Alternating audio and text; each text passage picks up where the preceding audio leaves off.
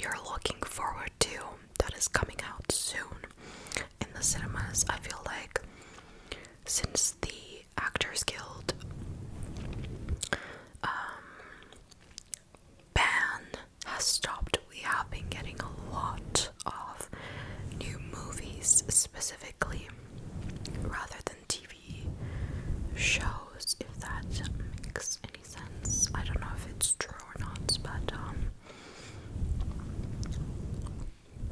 and throughout this video I will be chewing some gum because I had a request to do that, so it's not gonna be too bad, hopefully, for those of you that do not like mouth sounds. So I'll talk about Zendaya's new movie Challengers because that's like the hot topic, and a bunch of different other movies that I've been watching recently. I've been in a movie kick.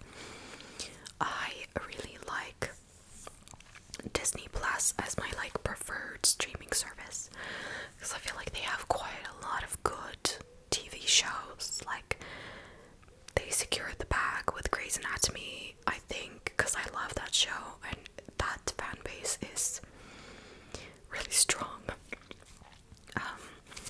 But we're not talking about TV series.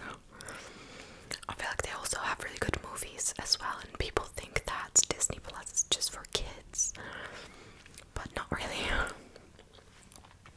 So, the first movie that I want to talk about, I saw in the theaters a while ago. It has two great actors, and it's primarily them two on the screen. It is a really sad movie. I was crying, sobbing, I was angry. But yeah, if you want to watch this, it's so sad. Trigger warnings. This movie's called All of Us Strangers. It stars Paul Mescal and Andrew Scott. They're like really popping off right now. I feel like in the movie scene they're doing quite a lot of projects. I also watched After Sun with Paul Mescal recently. Like, I don't know what happened to me, but I've been watching a lot of movies. I normally watch TV shows, but I do not seem to find, or I'm not interested in anything.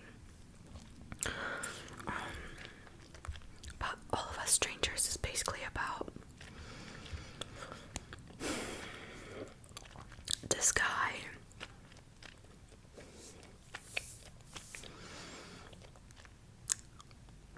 It's really hard to explain because I went into it blind, and I feel like you should do that. But also know that there's like serious topics of alcohol abuse and suicidal ideation, things like that, and suicide. So the film starts out with Harry, who is Paul Mescal, knocking on his neighbor's door, who's played by Andrew Scott, and his name's Adam. And they basically develop this relationship, really like heartfelt, two men in love, and Adam goes to his childhood home, and some things just start seeming like they're not really real. It's really hard to explain this movie without giving it away, because when you start watching it, you're confused, and then you just have to give it a go. Like, you just have to sit and believe that the movie will explain itself. Like, you will understand what's going to happen. I would say it was a good movie.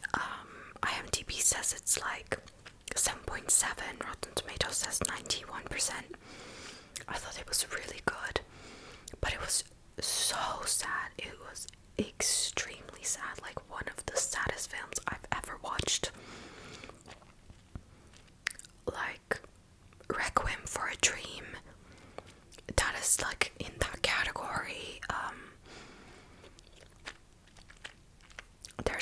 Suicide Room, in that category. Like, yeah, and you connect with these two guys so much because all you do is just spend time with them and get to know them on the screen. So at the end, you're like really hit hard by what happens. But yeah, like I said, it has alcohol abuse and, you know, sadness and depression and all these things. It's just really heartbreaking. But yeah, the acting is great. Another movie, After Sun, which is with Paul Mescal again, and he's from, I guess, of Normal People fame. And in After Sun, he plays a dad. He's a young dad, and they go to Turkey to a summer holiday, and Sophie is like his daughter, who is 11 years old.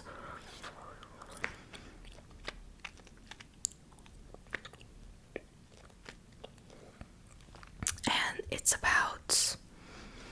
been a while since I watched this, but it was also another sad movie. Like, Paul Mescal keeps playing really sad characters.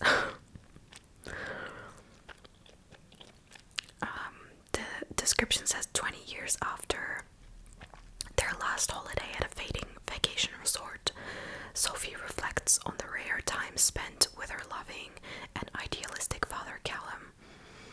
At 11 years old, as the world of adolescence creeps into Sophie's view, Callum struggles under the weight of life outside of fatherhood. Sophie's recollections become a powerful and heart-rending portrait of their relationship as she tries to reconcile the father she knew with the man she didn't. I would say watch it. People love this movie. This came out in November 2022, and I feel like a lot of people talked about this movie and said that it's just like the best thing ever. But it's again really sad. I definitely cried at this one.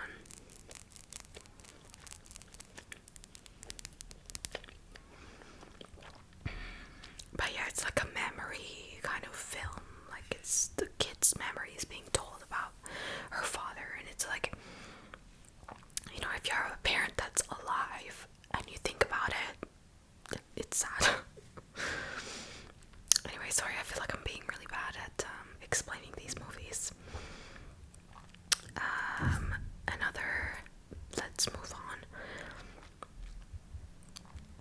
I watched Poor Things very recently, and you know what? I did really like it.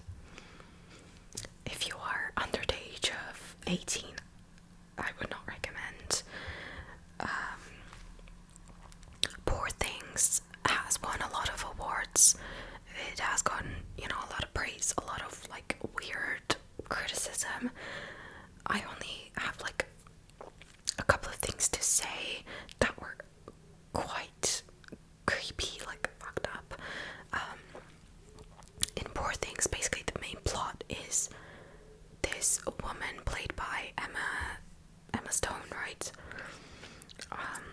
She plays this girl called Bella Baxter, and Willem Dafoe, I don't know how to pronounce his name, he plays Godwin, like God. Godwin Baxter.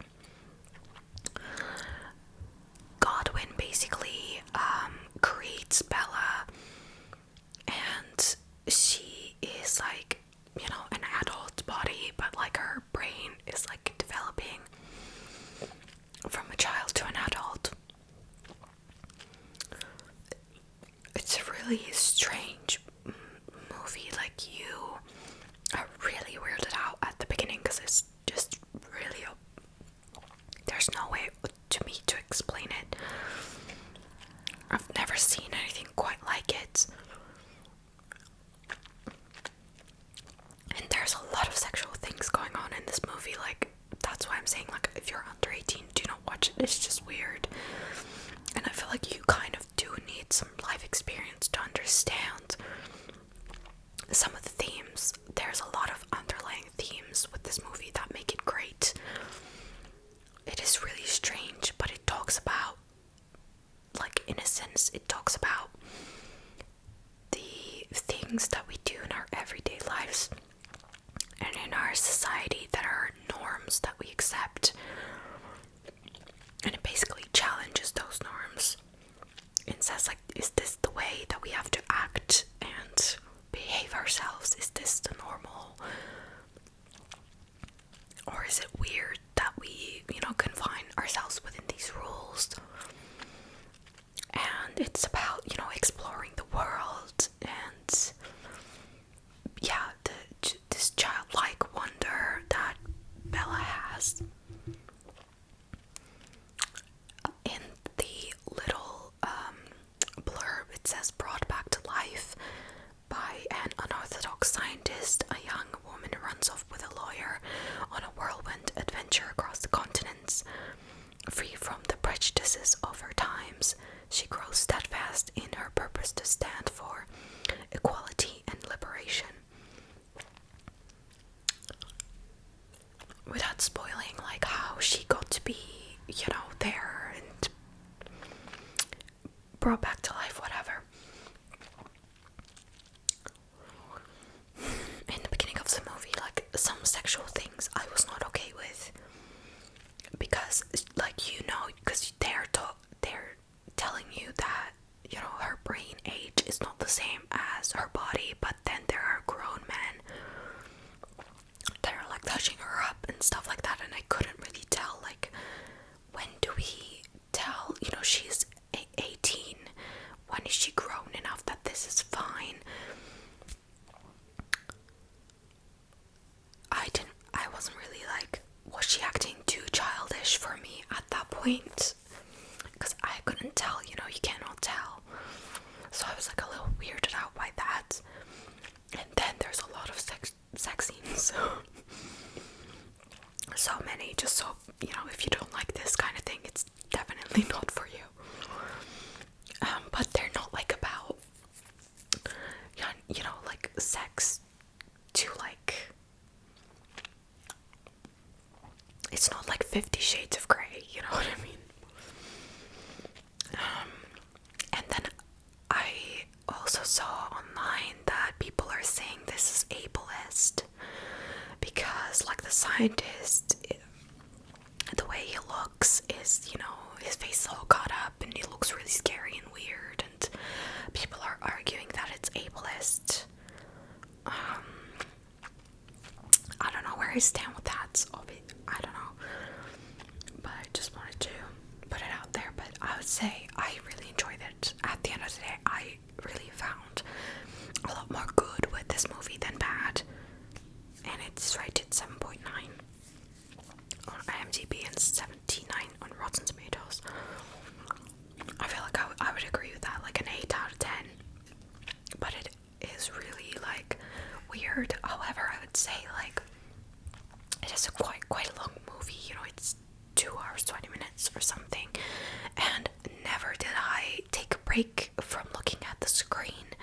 It just grabs you because there's stuff going on every second, and I feel like even if you rewatch it, it's still going to grip you just as hard, because it's just like, I promise you, like, you haven't seen something like that before.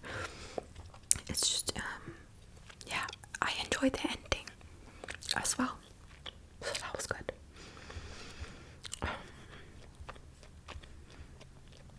What else? I watched Taylor Swift's The Eras Tour, if that's considered, a movie that I can. It was like 3 hours long, like 3.5 hours long.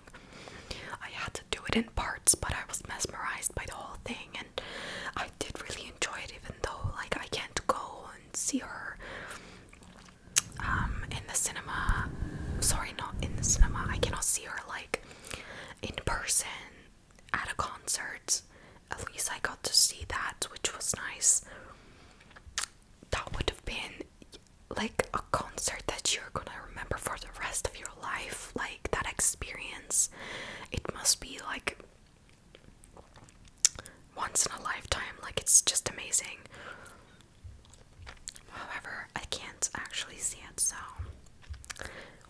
can go. You enjoy it.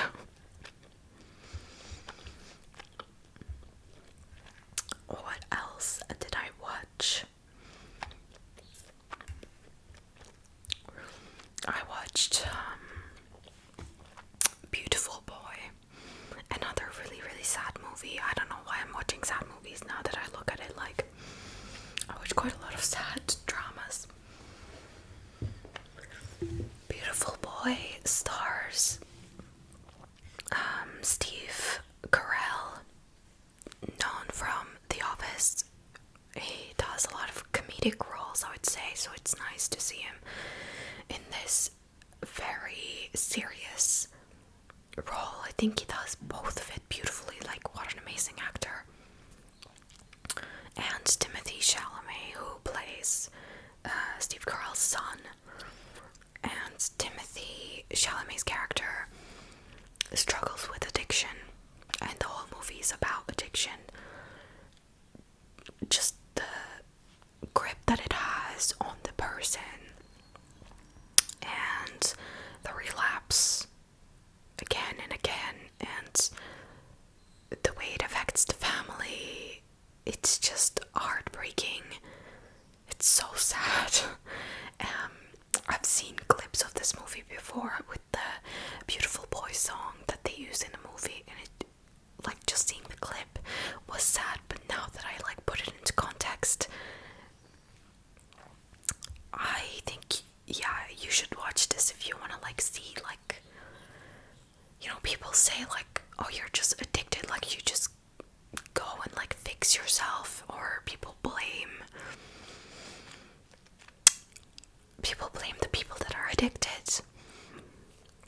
People blame themselves as well. Like, it's about, you know, you haven't done anything wrong that this person is addicted. Like, you haven't done anything to make that happen. It's not your fault. That they're like self-destructive, and yeah, both perspectives I feel like is offered. But it's just heartbreaking that you just cannot help this person until this person really does like decide that they want to help themselves. And that's the saddest thing about addiction, I would say. Like, it just destroys lives, and whoever is the person that's addicted to the substance, I feel like they are the ones that ultimately need to save themselves, because you can't save people. So in that sense, it's a really, really like real movie, and I would recommend it if you want to watch something like that. But yeah, without giving away like anything, that is what happens. And Caitlin Dever was in it, and I love Caitlin and all of her movies. I think she's a great actress. But yeah, I definitely I love this movie. 9 out of 10. It's too sad, so 9.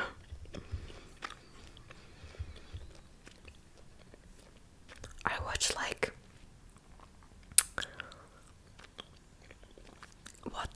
I probably talked about it though. Anyone But You. What, that was ages ago, so I feel like I don't really need to talk about it. Like, I thought there was a flashing joke, and if you didn't hear Anyone But You, there was a flashing joke that his eyes can still like see it in my mind, because it just came at you like out of nowhere. I know it's supposed to be like mature audiences or whatever, but like, uncalled for. Why would you need that? You know, I didn't think this type of movie, like rom-coms, don't necessarily do that. And I guess they're like trying to push the boundaries or whatever. Like, make the big rom-com, as Sydney Sweeney and Glenn Powell were like harping on about in their press tours, and obviously they sold and made a lot of money, which is great. But I feel like, am I gonna watch it again? Probably not. Do I think there are better rom-coms out there? Yes. Did it change my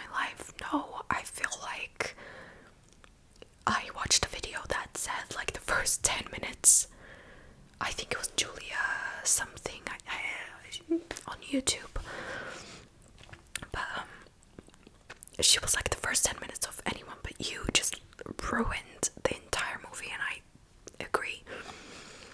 Why did we have that unnecessary like opening of her like going to the bathroom, and you know, she's so clumsy. I was literally watching it and rolling my eyes because I could see everything that was about to play out.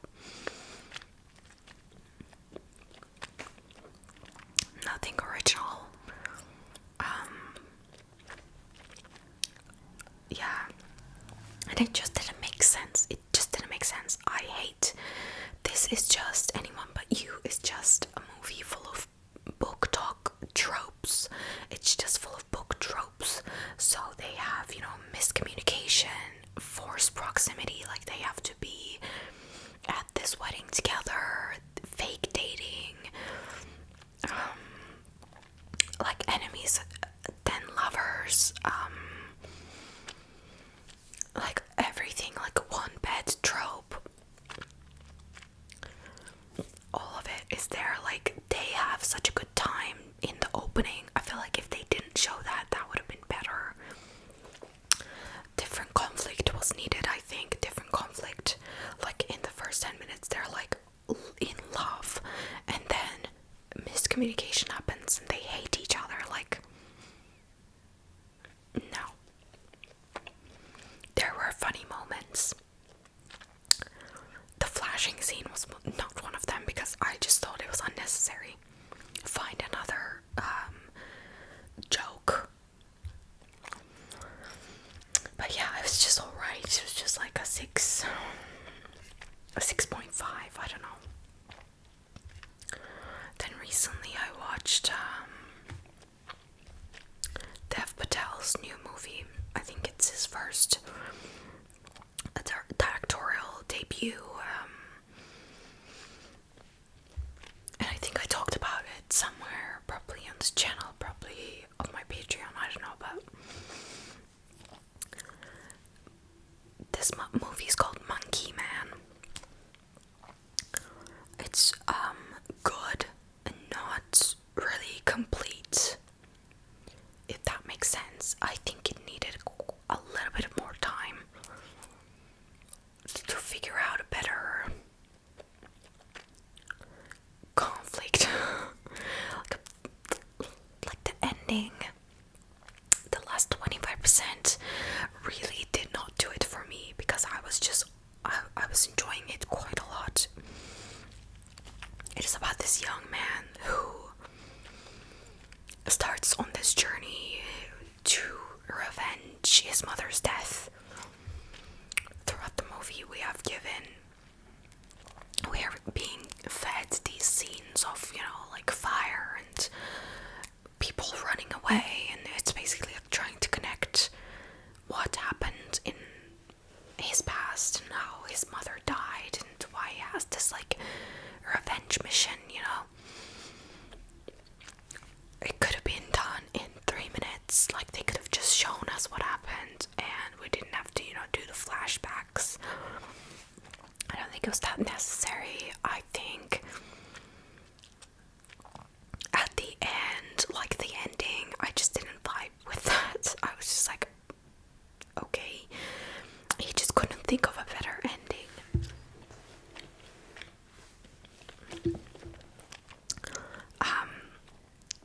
I feel like it was a lot of like religious propaganda as well. I'm not a religious person, so this is like from my point of view. I thought there was a lot of like religious things.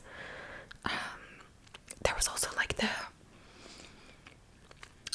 man with his own like tribe settling in this like city, and he's like ruining the city or something, and it's kind of connected to what happened to his mom.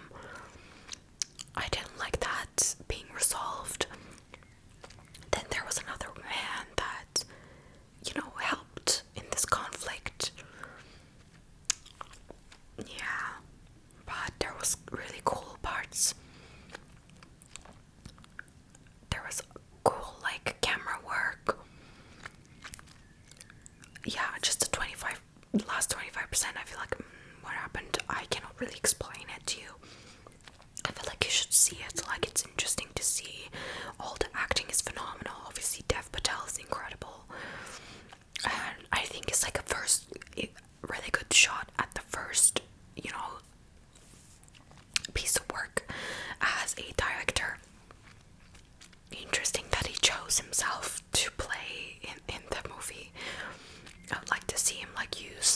faces or something like that. Yeah.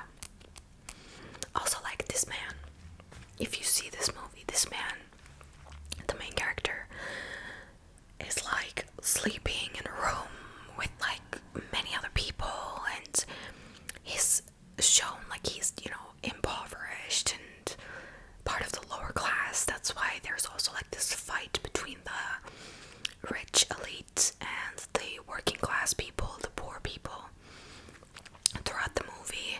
And it keeps like showing the difference in the city, how the rich live versus how the poor live, which was done really well. I think that was one of the things that I really enjoyed, just how ridiculous the rich people were. And he also, in the opening, like, did this swipe of like this wallet to get someone's card or something, and he had a lot of people helping him. But then after that, he had like no friends, no support, whatever. And I thought that was a little bit weird, because he had like a whole operation handing him one wallet, which was a great sequence. But then it's kind of like he has no friends, he doesn't talk to anybody.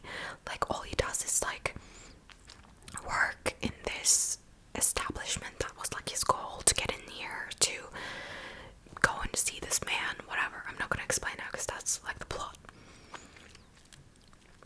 I was like, he has no friends. What happened to his friends? His organized crime people. Like, he's just like on his own. I didn't really get that. I thought like something cooler could have been done with that working people and elites dynamic, if that makes sense. But yeah, it was a good movie. And the reason why it's called Monkey Man is the main character fights for like part of his living, I guess, or it was his living before he started working somewhere else. And he wears this monkey mask, and that's all. But like at the end, like, he puts on the mask, and there's like a big like action fight scene that goes on for a very long time, and he like takes it off, and I didn't really understand like, why are you putting it on if you're gonna take it off immediately? But you know, I like boxing movies, so I like that aspect too. What else do we have? Oops, I'm sorry. I kicked you. Yeah, I guess we can just talk about challengers and wrap this video up. What do you think?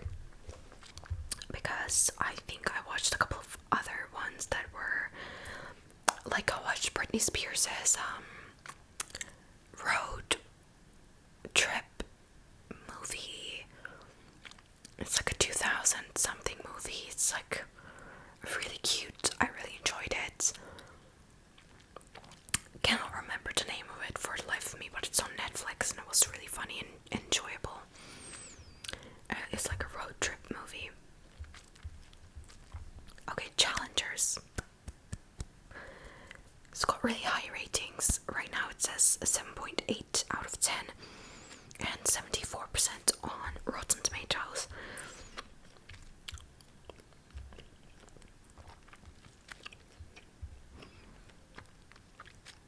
Now, the ending is obviously like leaving everybody in a daze. I feel like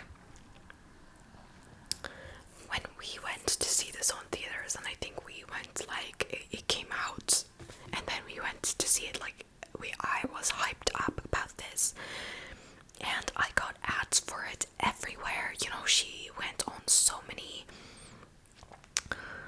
appearances, promoting this show, interviews.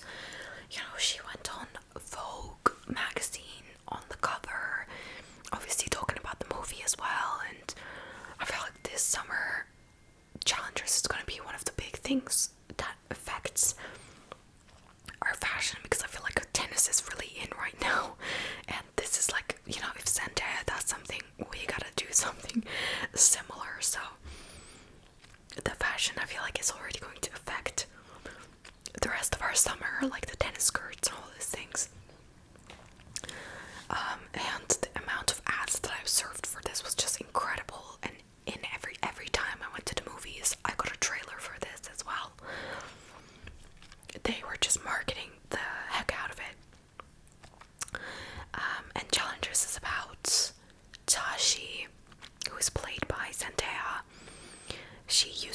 tennis player. Now she's a coach. And without giving it away, there's two guys, you see, if you see the trailer, there's two guys, and it looks like, she's playing with them. They have the Man-Eater song playing.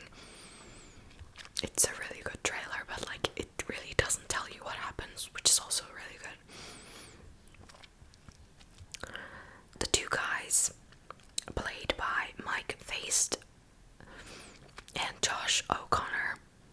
So, Art and Patrick, they see Tashi play tennis. They basically like jaw-dropping, fall in love, and they're like in college, and it shows through flashbacks in current day of how she got her injury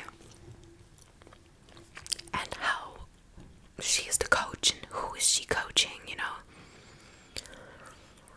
And throughout the whole story, it's about these two best friends, Art and Patrick. They used to play they used to play together, like they used to play tennis together. I don't know what it's called. Two people tennis. And Tashi was like the best tennis player ever, until the injury happens. And throughout the years, they're both pining after her, and you see, who's gonna get the girl. That's kind of like the wonder as an audience member. I was like, who's going to get with Tashi? And you see Patrick, like, because it keeps flashing forward from present day to past day. In the present day, Patrick is like, has got no money, basically living out of his car, playing this challenger, which is like a lower level tennis competition, but you still get money, he's just playing to make money. And you see Art, who is very well established and rich and famous, and is like a pro tennis player, but he hasn't been really playing really well.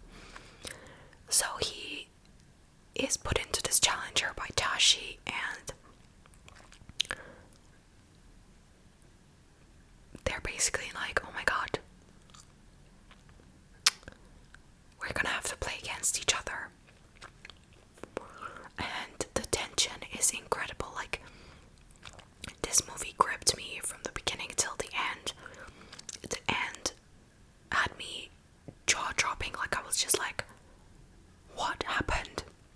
Apparently, by somebody's comment on Instagram under like one of Zendaya's posts, like, girl, what is this? What is the ending? And somebody replied to it, and it was like, at the end of the day, it's all about tennis.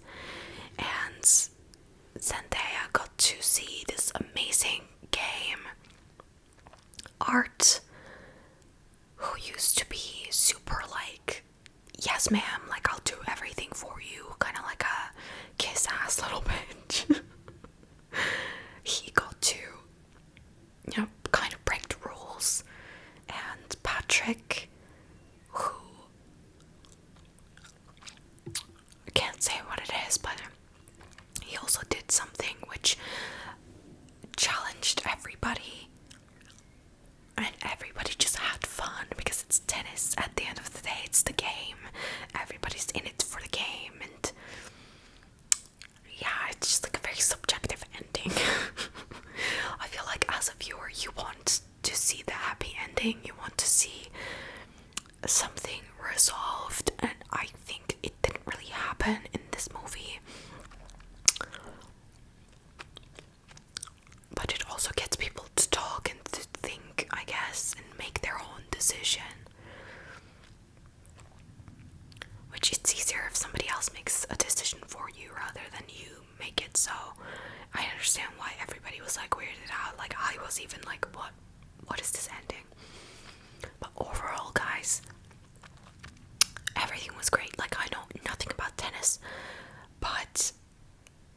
are saying that it's like really accurate. And yeah, I don't know, it's probably going to increase popularity in tennis. And I felt like the sexual tension throughout the whole movie was like, oh my god. Like, I was literally like, who are you gonna get with? Personally, you know, I'm not telling you anything that happened throughout the movie. If you yeah, I hope you appreciate that. You know, I really didn't tell you a lot of the things that happened that were crazy. I was just like, but I could predict like half of the things. Like, I could predict a majority of the things that were gonna happen. But it was so entertaining. And personally, let me know like what guy you would choose. But I would choose Patrick, and I feel like that would have been her choice. I mean, we saw what happened, but I feel like she wasn't really doing it out of love. Yeah, I think Tashi is kind of a really big, it's really a bitch. Tashi just was, I was just like, oh my god, you are cruel, you're mean. Yeah, you're a good tennis player, but like you're a bitch. But yeah, let me know what you think. I can't really explain it without, you know, giving everything away. But yeah, at the end of the day, tennis prevails. As long as you get a good game, you're gonna get Tashi's attention. But yeah, it was a good couple months of watching different kinds of movies. And yeah, currently I'm looking forward to the movie Fall Guy with Ryan Gosling and Emily.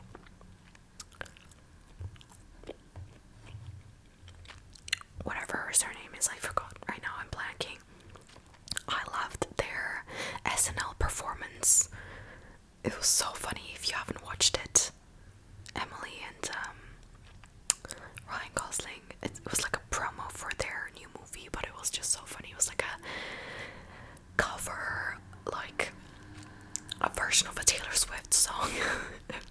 But it was about like Barbie and Oppenheimer, and they were in both movies, and they were like, it's just so funny. Go watch it, it's just amazing. But yeah, I think that's about it for me, guys. Like, that's all the movies I can think of right now off the top of my head. So yeah, I hope you enjoyed this Whisper Ramble. I don't know how to finish the video. If you liked it, please subscribe, leave a like and a comment, because it really helps me out a lot. Helps me reach out to more people who might enjoy my channel and my content. I hope you're going to have a very lovely week ahead of you. It's really rainy here, but I hope the weather is much nicer for you and you are looking forward to the next weekend.